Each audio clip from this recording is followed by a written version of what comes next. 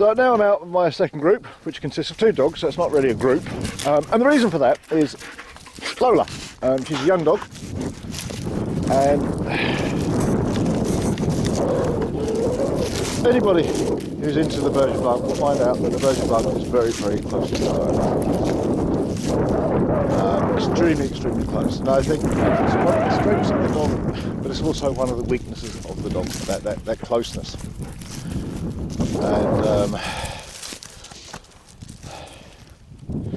Lola is a bundle of energy, and she's got a huge curiosity, and that's what I want to tap into. I want my young dogs to be curious. And if I've got a bunch of dogs and I'm letting them all run off like this, I never have control of them. She's a bit excitable. So, whilst this is not formal training, and I don't believe in doing formal training as such with the young dogs, not right at the beginning. I like to wait until they're at least 15 months or so. Good girl, good girl. It's just getting her used to coming and going, and enjoying herself and being curious about the world around her. Because as dogs get older, they get less curious. The BERGER BLANC is not the most curious breed in the world. And that's something we work on with our puppies. Try and develop a curiosity. They go away, you horrible thing. And I've got Dolly, she's an old hand, to try and keep her in line. Because if she will always keep an eye on where Dolly is as well. And Dolly doesn't go too far, she's an old girl now.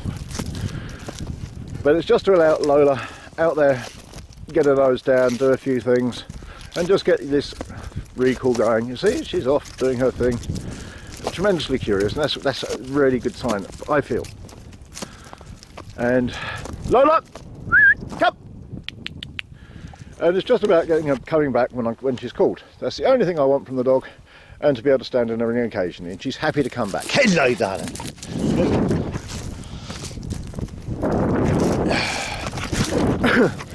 The formal training when you start too young with the BERGER BLANC, I do feel sort of kills that curiosity, because they are so willing to please, and then they become uncurious, and then they become, I wouldn't say uninterested in the world, but you become the focus. And each breed is different. That's why they are different breeds, the way they react, the way they are. And for me, it's all about with puppies, and we're going to see Grace's litter in a minute, is developing curiosity in your puppies, letting them go out there and explore. And when you've got a young puppy, I mean, Lola's quite big now, but she's still, I think she's still in puppy class, we're just coming out of puppy class now. But when they're small is the time to do it, where you've got the control, where you can build up that bond, allow them to go, because they're not going to do any damage at that age. I mean, obviously you don't do it in the middle of a city, but you take your dog somewhere that is safe, and as you can see, we're fortunate we've got plenty of land again to be able to walk our dogs, and that is vitally important for us to give them the space, because they need it. They need that space. They need exercise. And when you're considering a BERGER BLANC, it is an active dog. That's something. Go away! I'm trying to get a video of you, you fool. Go away. Go. It is an active dog, and to get the best out of your dog, you need to be active with your dog. You can see she's just got her nose down there, she's just doing her thing, and it's lovely to see. I do like it, and I don't mind her going to a certain distance. And it's just practicing that recall. Lola! And now she's totally ignoring me. See, that's her limit. She's thinking about this. Do I carry on? Lola, come on! And it's about establishing that limit. Where do you start losing the control? Where does the dog go? When do you still have that control? And this is what we're finding out with Lola, is where that limit is, and you should do the same with all your young dogs. Find out where that limit is. Some dogs don't move more than 10 metres away from you, and that's fine as well. No problem with that. But as I say, I do like dogs to be curious, because a curious dog is going to be a confident dog. A curious dog is also going to be a happy dog, but the trouble with curiosity, it could lead to that prey drive, so you need to control that, and that's where the formal training comes in and everything else. But at this age, well, she's just now started to get to the size where she could be a danger. But her recall's pretty good at the moment. She comes when she's called occasionally. Carlo! And every time she comes back, she gets rewarded, so it's and she's happy about it. Hey, hey, hey, hey, good girl, good girl. Woof. There you go, doggy. So that's the way we work with our young dogs. Get them out there, get them being curious. It builds up their confidence immensely. And she's going to be a fabulous little show dog. A little bit excitable still. And as I say, that's okay. She does pay attention to me occasionally. But she's going to be a fabulous show dog. Just as we've got Kit Kat, she's the same. She's going to be there as well. And we're going to have control of those dogs. But obviously, in Spain, in the environment we're living in, we could take them all out together. Here, because it is a very different environment, we have to adapt to those changes. And again, in a couple of weeks' time, or next week I think, we're off to show, and we'll be able to look at Lola in the show ring and compare her to what is going on. This is our newest generation of dogs, and Kit Kat as well. And you can decide for yourself, because that's what it's about. That's what the videos are about when you're looking for a puppy. What type? What should a Berger Blanc look like? What should you be expecting? And we're very consistent in that.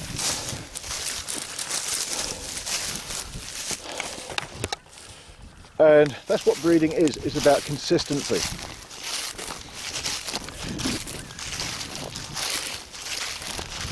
And it's a slow, slow process. And as I said, the lines we took from Denmark, what we built our kennel on, was the best in the world at the time. And the breeders in Denmark have gone very different directions, and you have to decide what sort of dog you want at the end of the day, what you want it to look like. You're going to see dogs of all different sizes, shapes, proportions, different movement, and that's the thing. Look at the way she's moving. Look at the shoulder lay back there. This is a fit, healthy movement. It's a functional dog. A dog that is fit for function. And we don't trade one for the other. It's a whole standard. And then on top of that, we've got health and we've got character to come into. And what's interesting about Denmark, I mean, Denmark, or the Danish Kennel Club, is one of the most forward-thinking kennel clubs in the world. And they do these puppy tests and everything else. And there's many breeders. I think there's only one or maybe two Berger Blanc breeders that actually use the puppy test that the Danish Kennel Club offer. Most breeders will turn around and say, I don't need to test my puppies, I know what they are. And the puppy testing, whilst it is a test on the puppy, the big thing about it is it's a test of the breeder. And I've been doing this now since 2003. And I would never ever say I am so good that I don't need to learn. And I don't need to test myself. Because that's what the puppy test is. It's not so much a test of the puppy, it's a test of the breeder. Yeah, what you think, and when it comes to the actual test by an expert, sometimes it's not what you're thinking, and that's where you learn. And again, you decide for yourself whether is it just bullshit what I'm saying. This is our philosophy, this is what we do at TREBONS. Lola! Where are you going? Good girl. In. Good girl. So that's the only thing Lola can do, is come and go at the moment. And that's what I want from her. Don't need more than that. As I say, it's an incredibly intelligent dog. The training comes later. It is about just getting out there, being fit and healthy, being able to run, being able to explore, develop that curiosity. Curiosity is the key to the Berger Blanc. say, it's a very close dog to its family, and if we start training, formal training, too young, my belief is we kill that curiosity, and it's something that we need to develop. It's this weakest link, it's also the strongest link in that chain, and we can kill that link, that chain, by killing off that curiosity. It's what gives the dogs confidence, that they have this innate thing that they want to be close to us as well, and because it's so flattering, we don't push them out into the big wide world, and then you can get problems. You need to explore its boundaries, and you need to be confident enough to do so. And the best time to explore those boundaries is when the dog is young, when it can't do any damage. And as I say, she's starting to get quite big, so we're getting to the age now where there's a potential she could do damage to other people, to wildlife, or to herself. So it's important to have that recall and to keep practicing it and practicing it. Then the rest fits in, and then you can take your dog out safely. And she has a huge range on her, and I love that. I think it's such a nice thing to see. See, that's her range. Whoop, we turn around, we look. Come on, Lola! And now we're off again. Lola! And she has such a curiosity. Come here, you horrible thing! So what we want to do is practice on that and get it first time, so when we call, she comes in. And that's a slow process. Good girl! And every time she comes in, she gets rewarded, and she's getting used to that. But we really want to be able to get that first time. And that's what we're working on. So even our walks are about work with the dogs.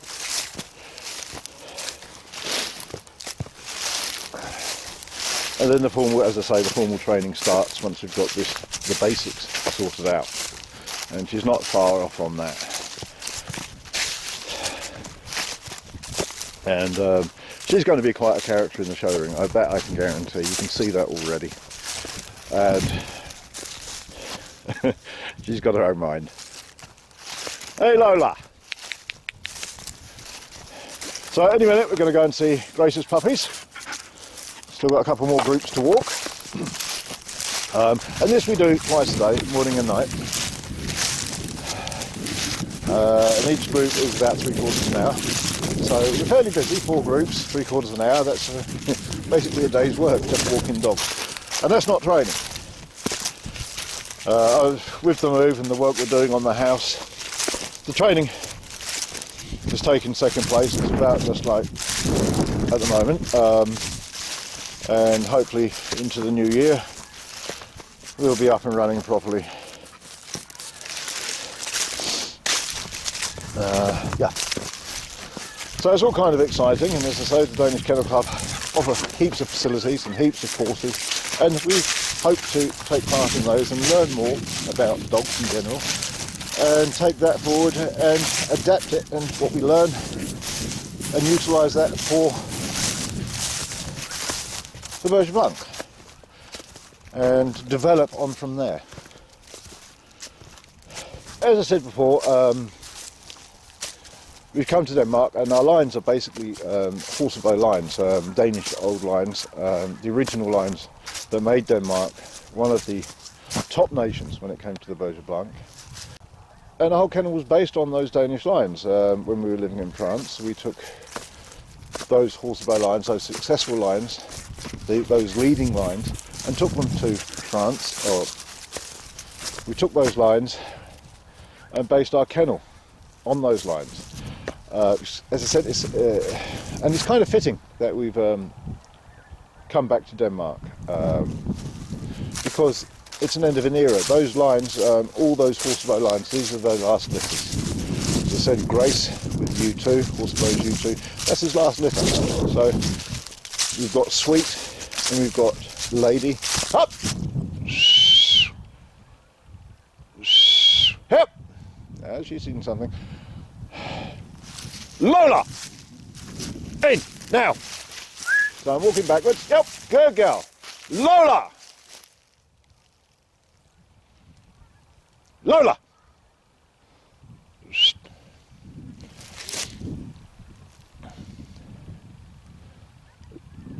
got a nose down. Lola, come here, you horror. So as I say, we need this to be instantaneous when we call her back, but she's getting there. You horrible thing, come here. Foo! We go, we don't tell her off, we still reward her because she came back. Now we were down here, we're going back down here, and hopefully get to the spot where she was about to disappear and walk through it. So it's not like we don't face the challenges, we go through it and keep an eye on the dog, because she knows there's something out there. See? Oh. Lola! Good girl, come up, come. Good girl,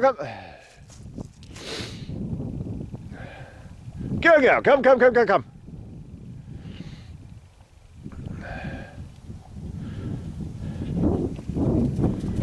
There's a good girl.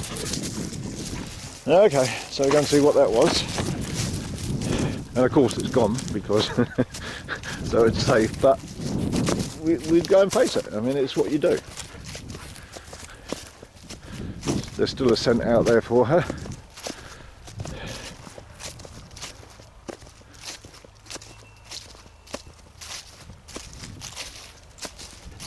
Good girl. In. Oh, yeah. Good girl. Yeah, lovely. Sometimes.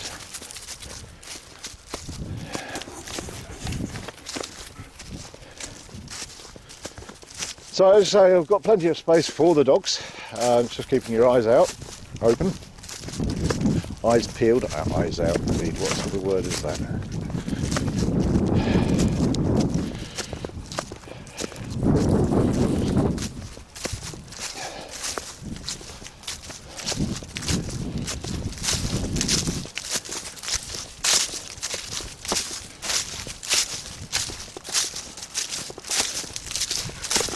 And you know, if you're looking for a puppy, I think you should ask some videos. This is the way, not pictures. Pictures, you can paint, you can write 1,000 different words to a picture and get a different interpretation of a picture. A video shows you the truth of the matter.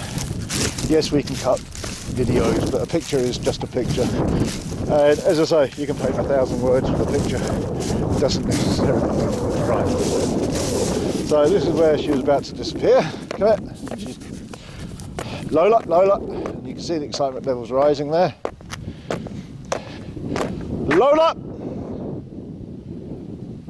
Okay. Good girl. Lola! See, she's got her nose down there. And it's just about pulling it in. Oh. So.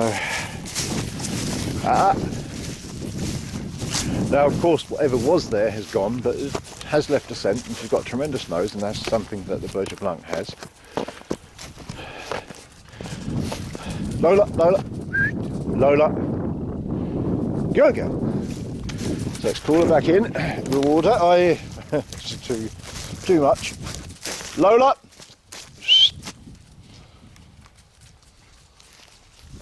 Lola.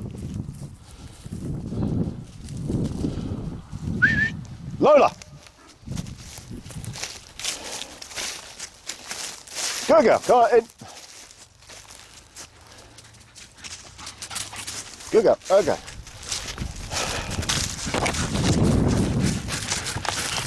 So, and if I didn't keep my eye on her, I've got no doubt she would go, and it's just about trying to cap that now and pull it in.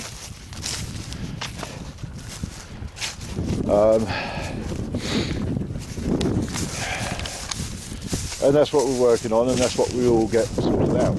And you saw Dolly, she's got absolutely no interest in that. And that is the thing with the BERGER BLANC there.